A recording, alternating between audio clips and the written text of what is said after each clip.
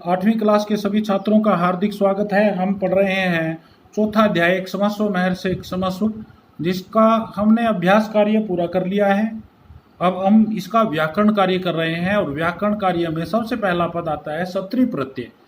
प्रत्यय जो है वो धातु के साथ जुड़ते हैं यहाँ, और हमारे वाक्य में जो लकार काम करते हैं, लट लकार, लोट लकार, लंग लकार, विधिलिंग लकार, वही लकार यानी काल, वही काल का बोध ये प्रत्यय भी कराते हैं। वो कई तरह के प्रत्यय हैं अलग अलग। तो ये जो सत्री प्रत्यय है ये निरंतरता का बोधक है। जैसे हम प्रेजेंट टेंस इंग्लिश में पढ़ते हैं जिसमें ता है, ते हैं, ती है, बोध लेते हैं, अर्थ लेते हैं। लेकिन अगर कॉन्टिन्यूस की सेंस लेनी है तो वहाँ हमें ये सत्री प्रत्यय का प्रयोग करना होगा, जो हमारे को रहा है, रहे है, रही है की सेंस देगा। अब सबसे पहले ये जानना जरूरी है कि सत्री प्रत्यय का क्या भाग जुड़ता है। तो आइए देखिए, सत्री प्रत्यय के टुकड़े कर लेते हैं हम। स प्लस अत प्लस री सत्री बन गया। स और री का हम प्रयोग करते नहीं, तो बीच का अंश बचा अत। जो अत जो है ये मूल है, मूल तत्व है सत्री का। और मूल जो है वो नपुंसकलिंग होता है, ना वो पुल्लिंग होता ना वो स्त्रीलिंग होता है। तो मूल जैसे आदमी के अंदर जो शरीर के अंदर आत्मा होती है वह नपुंसकलिंग होती है, इसीलिए आत्मन शब्द का प्रयोग करते हैं। आत्मन, आत्मा, आत्मानो, आत्मान है। यहाँ सत्री प्रत्यय का भी मूल भाग जो है वो मूलतः नपुंसकलिंग है। ये धातु के साथ हम जब जोड़ते हैं तो हमारे नपुंसकलिंग शब्द का निर्माण करेगा।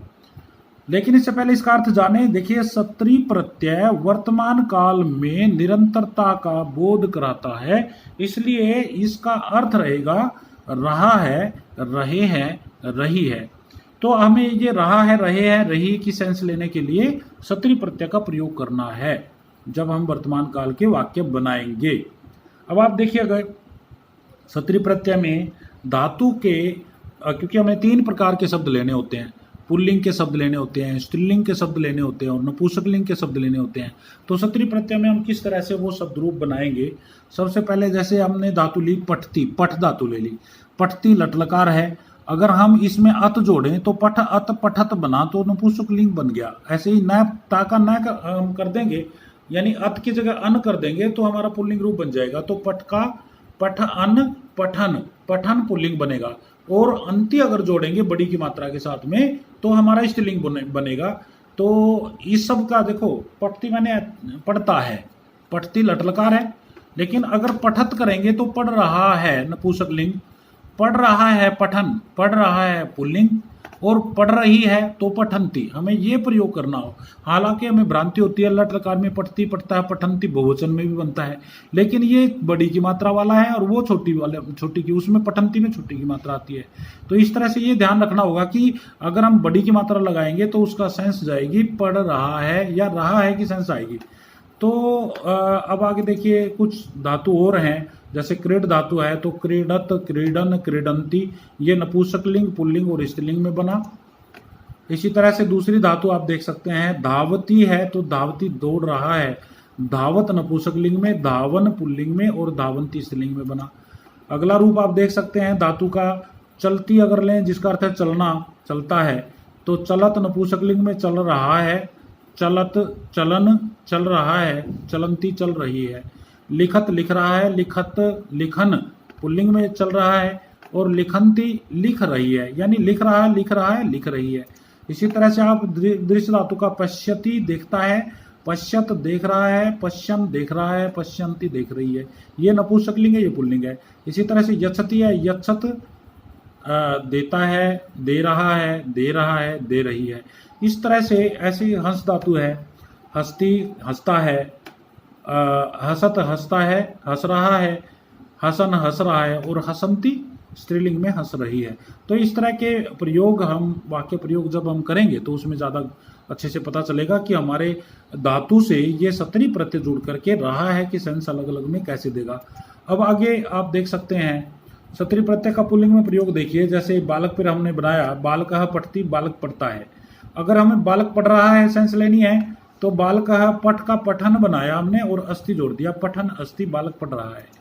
इसी तरह से बालकः क्रीडती है, बालक खेलता है, तो अगर हमें बालक खेल रहा है ये सेंस लेनी है तो आप ये करना होगा कि बालकः क्रीड अन जोड़ दिया, क्रीडन अस्ति, बालक खेल रहा है। इसी तरह से आप देख सकते हैं बालकः धावति, बालकः धावन अस्ति, बालक दौड़ता है, बालक दौड़ रहा है।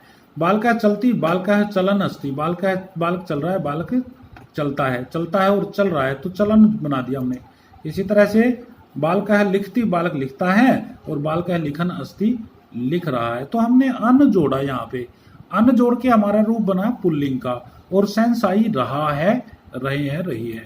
इसी तरह से आप स्त्रीलिंग में देखें तो स्त्रीलिंग में देखिएगा, जैसे छात्रा पश्यति, तो छात्रा पश्यन्ति अस्ति, लड़की देख रही है। माता हंसती, माता हंस रही है, माता हसंती अस्ति, माता हंसती है, माता हंस रही है, माता हसंती अस्ति। नृत्यांगना नृत्यति, नृत्यांगना नाच रही है और नाचती है, तो नृत्यति नाचती है, नृत्यांगना नृत्यंती अस्ति, नाच रही है। इसी तरह से आप देख सकते हैं सीता गच्छति, सीता जा रही है, सीता गच्छन्ति अस्ति, सीता जा रही है, यहाँ जाती है, यहाँ जा रही है।